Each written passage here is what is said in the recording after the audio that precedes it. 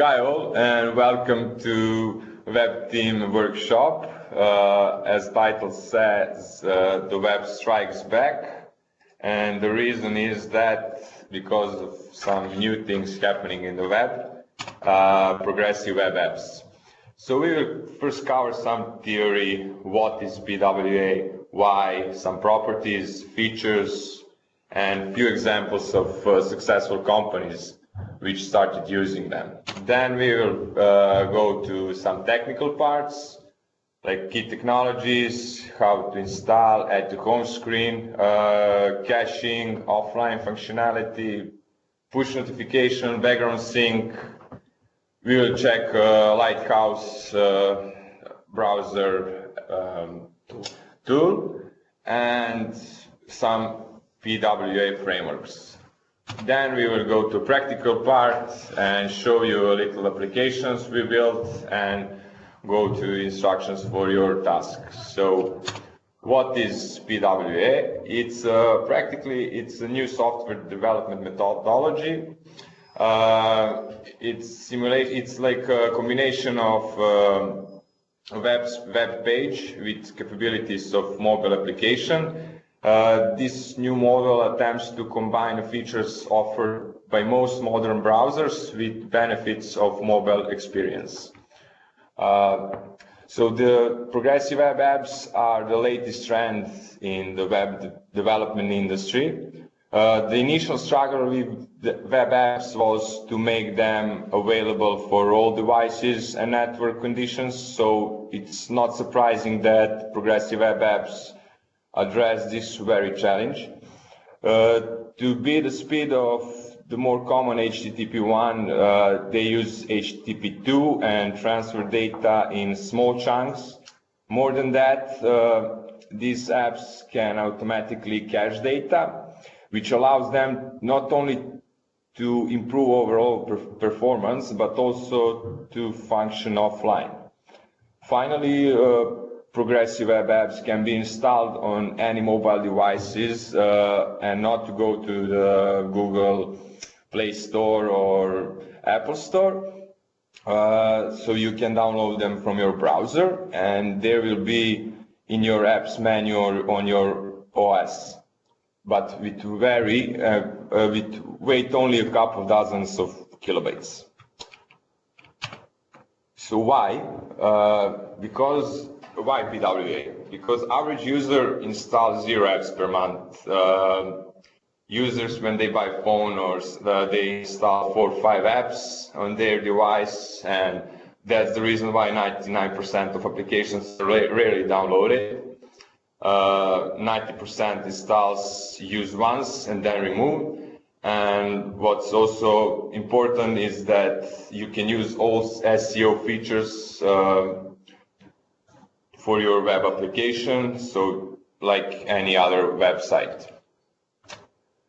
They are made up of 4 properties. They're fast, so they need to respond quickly to user interactions with silky smooth animations and scrolling.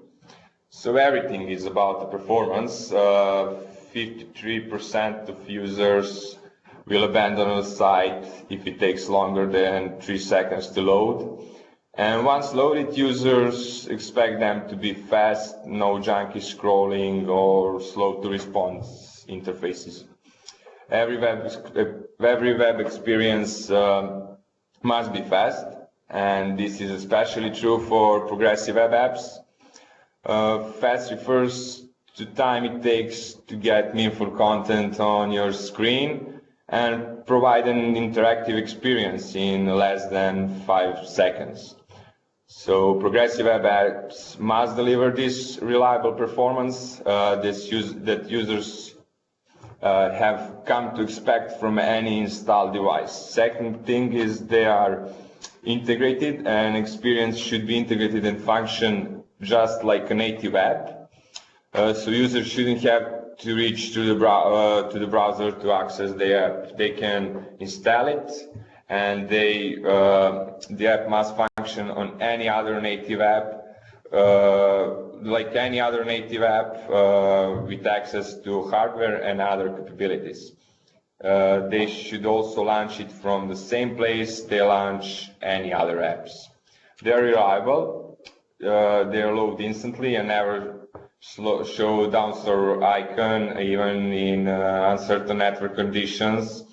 So practically user don't expect web to work without a network. In fact, if there is slow network, they don't bother. So we need to change their perception, and web apps must be reliable. So apps launched from the home screen must never show that downstar icon, and in order for web apps to earn their place on the home screen, we need to make them reliable even when network isn't. The fourth property is engaging. So they need to feel like a nature app with immersive user experience. And an engaging app goes beyond functional and ensures that the whole experience is delightful, making it easy for the user to do what they need to do. So an engaging app uses the right capabilities, such as push notifications, all at the right time in a beautiful way. So as you see, the acronym for those four properties is FIRE. Features of PWAs. So they need to be responsive, work on all devices. To connectivity independence. So they need to work even if there is no network connection. To feel like a native app, they need to be safe, so they work only on HTTPS protocol, and then you can install them. So now I will go through some examples of some companies started using them, like Twitter Lite, and you can see the numbers, like 65% increase in pages per session, 20% decrease in bounce rate. The other examples have the similar numbers, like look this, like almost 4 times faster average page load time. So they 35% increase in conversion rate, 20% more page visit views per visit, and users stay longer on site for visits from home screen. Also, this is a fun event application. It's the similar numbers like in the previous slide. It's like also almost 4 times faster page load time. So the numbers are really showing that this is really good feature and great web technology. So enough of the theory part. We'll give Miroslav to continue with some theory, or with some practical parts. So, Miroslav. Sure, thank you. So, hi everyone.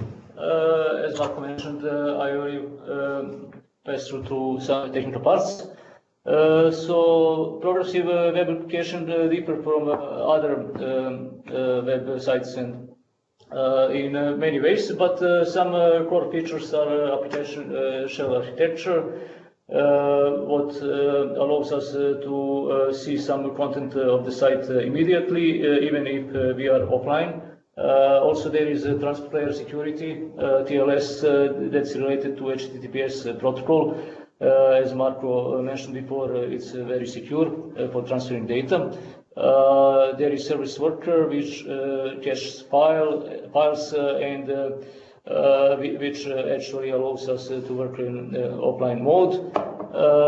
And service worker can push some notifications to users and so on. And there is a web app manifest file when we can configure some properties related to displaying our app on mobile devices, for instance. About application shell architecture, as I mentioned, the app can be loaded very fast even if we are offline, and these are pretty much some static files that are being loaded.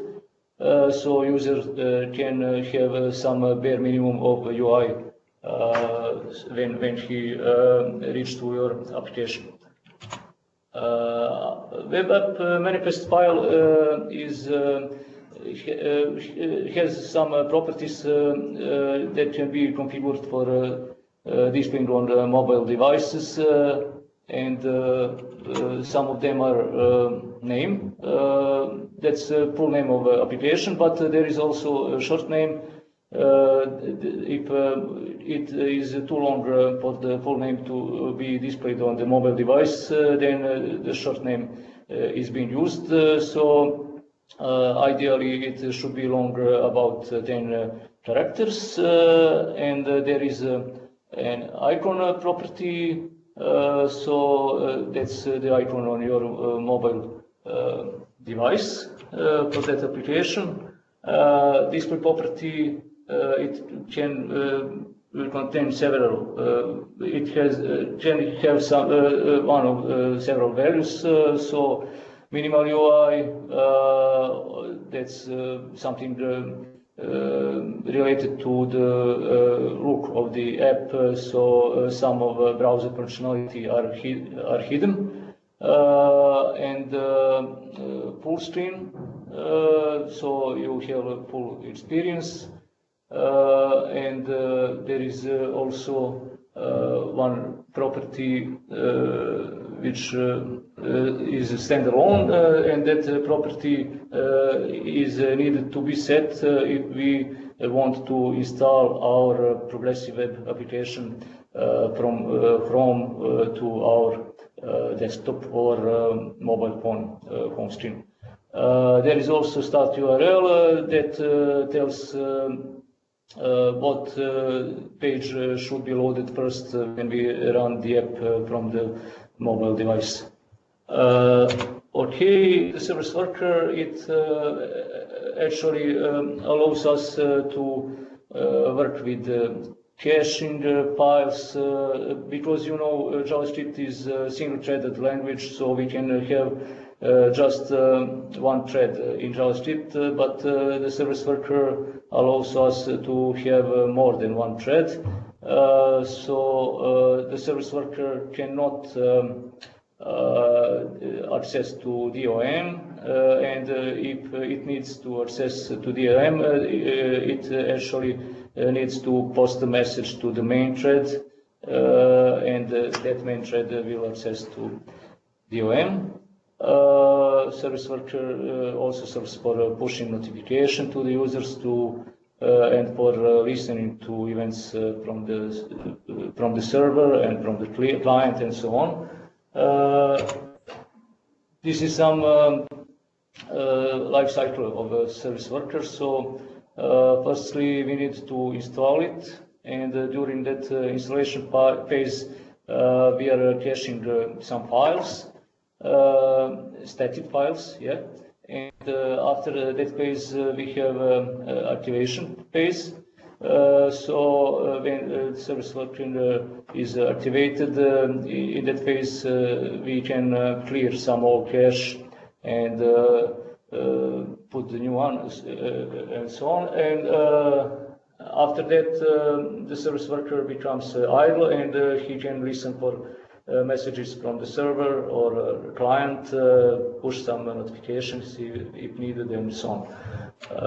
This is some code for the registering the service worker. So you see we are just using the navigator service worker register method with the file URL as an argument. This is the file where the service worker is placed. So in this case it is SW.js, and we can react if it passed okay or if it went wrong. This is some recommendation when you are working with the service workers to check this option, update on reload, because if you change something in the service worker that cannot be visible, and your page and application cannot be affected if you didn't check that option. It can happen, yeah. So one of features of service workers is caching and offline functionality. The service worker can intercept HTTP requests, so your request doesn't need to go always to the server. You can get a response from the service worker. If the response is already stored in the cache, the service worker can just fetch that response from the cache and return it. So it makes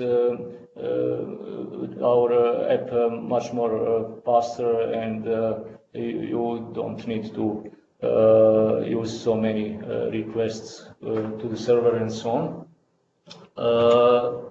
So there are several caching strategies. Network cache. This is actually whatever is first reachable. And there are some other strategies, like you can get data just from cache.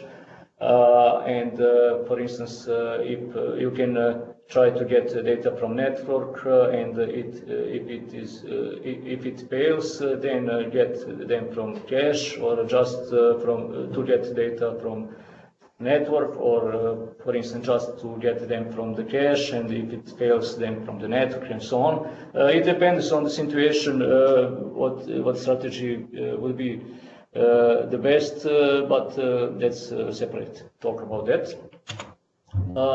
This is some code for adding items to the cache. In this code you can see that we are adding some files to the cache, and it happens in the installation phase. In this code sample we can see when we want to fetch some data from the server, then we don't always need to do that. If they are already in the cache, then cache.match method can return us a response from the cache. But if we don't have that response, in that case, this event will return fetch event request, so the API call to the server will be executed. How does it look? This is in the Google Chrome DevTools. You can see cache storage with cached files. Push notifications can come from the server, and the service worker is listening for that notification. And when the service worker receives that notification, it then can display a web notification to the user. So notification on the server are being dispatched by using the web push library, and the mechanism for displaying web notification from the service worker is different. So this is some demo about the background sync. Firstly, I will say what's that exactly. So when you have a very slow network, and you want to log in on some page, and you know it lasts too long, and you don't want to wait, you can just close your app and do something different, and in the background the process will continue to try to log in for you, and it will notify you when it is finished. I will show you in this example. This is, sorry. I just pressed the wrong button, sorry. Okay. So this is Wikipedia page, and we want to read some article on Wikipedia, and you see the connection is very, very bad. But never mind, we will get a notification soon, and we can work on something else in the meantime. And yeah, here is the notification, you see, and we are here, we can read the article we wanted to read. So very fine. I expect you are not interested in all videos presented here. Okay, and we can go on the next slide. And this is the PWA checklist according to the Lighthouse. Lighthouse is a tool in the Google Chrome DevTools. Then you can check your progressive web application, and it can tell you how does it look like from the browsers end users point of view. So there are several criteria that your application needs to match. For instance, it needs to register a service worker to respond with the status 200 when it is offline. We don't want any errors in console or something like that. So it needs to contain some content when JavaScript is not available. So at least you need to show some HTML page. And it needs to be configured for a custom splash screen, you know, on Android devices. When you want to run some application, you get some white stream, and it can last about 200 milliseconds. But in a manifest JSON file, you can configure an option that can color that screen to not be white, to be some similar color to your application, and so on. It needs to use HTTPS protocol and to redirect HTTP traffic to HTTPS. Your page needs to load fast, very fastly on some slower connections, and the user should be able to install the web application. Also, address bar can change the core. That's very interesting. So the address bar in the browser you are using can have a different color. It's suggested that you use some color which is similar to colors you have in your application. It needs to have a meta name viewport, so it needs to be optimized to work nice on mobile devices. So that's it, and I will just say about Workbox. That's some tool that simplifies work with service worker. There are several frameworks beside that framework. For instance, SW application, SW toolbox, but Workbox is the best if it is compared with them. And it simplifies pre-caching, runtime caching strategies, request routing, background sync. It helps a lot about debugging. And it's recommended to use Workbox. We haven't been using it in our application because we wanted to show you how does service worker work, but for any serious work, if you want to code fast, it's better to use Workbox, and for debugging as well, you will be much faster. So that's it about technical part. If you have any questions, please don't hesitate to ask.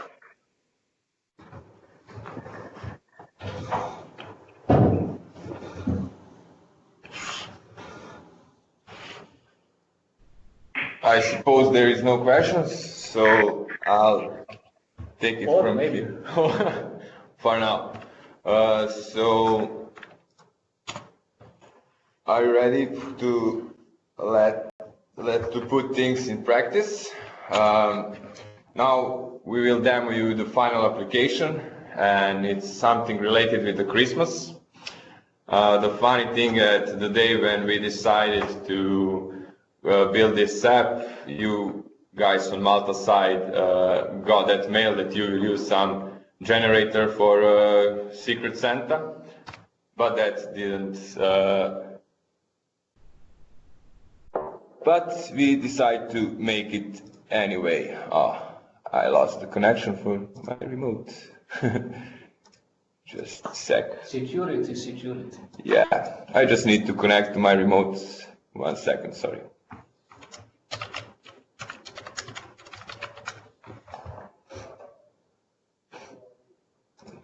Did you read it? Demo Have you read guides. it? No? Demo guides are not on our side. He had read it, that's notes. That's not good. It's going to be fine. When you log into your VM. Mark, you always need to read title notes to know when you... Čekaj sad, nemoj mi zajebavati. Ne, nije mi ga još otvorio, šta radi?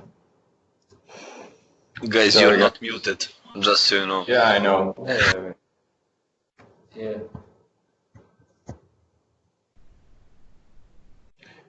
Just a second, sorry guys.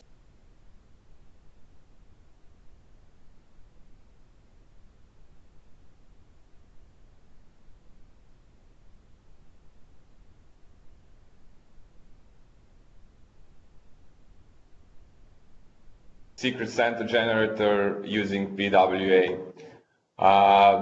First of all, I will show you installation. And okay, let's first reload the application. To work, you need to use Google Chrome, Chromium, or Opera browsers. On refresh, you need to allow notifications on both browsers, so it works fully. First, I will show you install process. So when you can install the application on the click button, you will install it, and it will show you like a native app in your browser. When I close it, you will see the icon on the desktop, and you can just start it there, the application, and it works. If you want to uninstall it, you go and uninstall Secret Santa from your operating system. Then you can use it in your browser. No.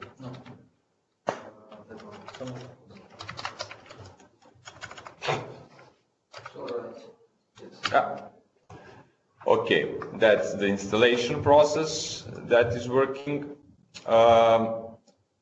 The second thing we will show you if you are in offline mode. Now, just here in Service Worker tab in application, if you just check the offline, you will see that offline icon, and just to indicate you that we are in offline mode. And now, if I refresh the page, I will have everything. So I have the whole screen. That's because of everything was cached before. Now I will start again. Now you see you can again install the app and do whatever you want with network.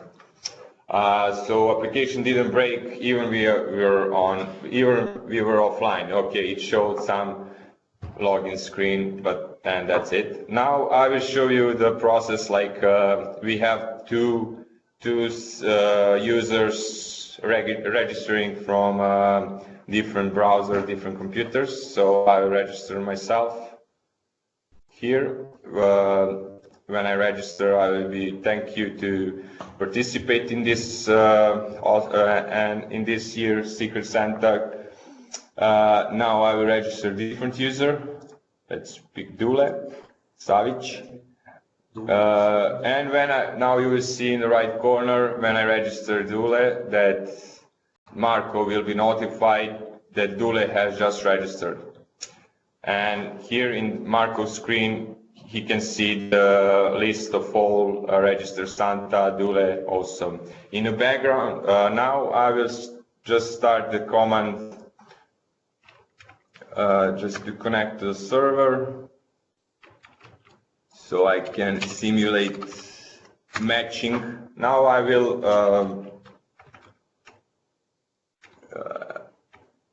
no, just a second. Yeah, npm run. Now I will simulate matching Santas, and you see both of them got a notification that they should buy a gift. Marco should buy a gift to Dule. Dule should buy a gift for Marco, and in their screen they have those messages, also with changing names, with some invitation to the Secret Santa. And in the background they started to get a notification, did they buy a present? So if, for example, we bought a present as a Secret Santa Dule, and click yes. Just a sec. Oh, that didn't start then. Just a sec.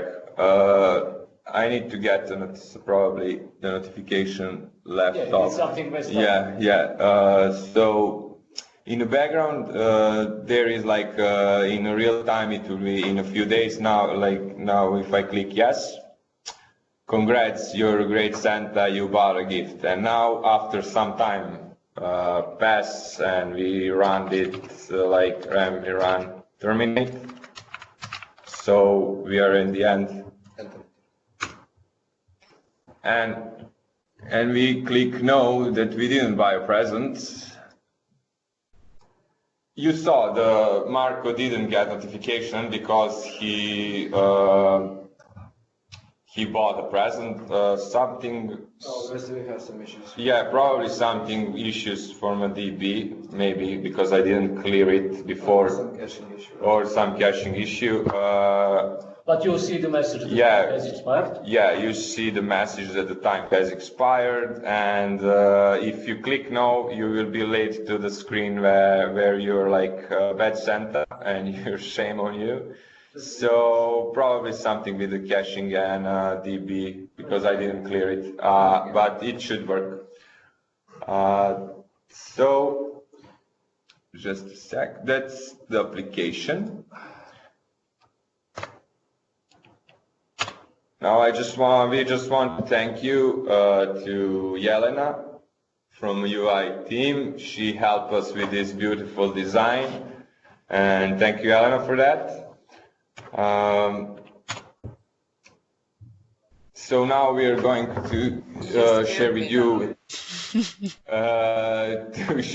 some tasks. So we are providing you with this skeleton of this application. However, we prepared 8 tasks to work on.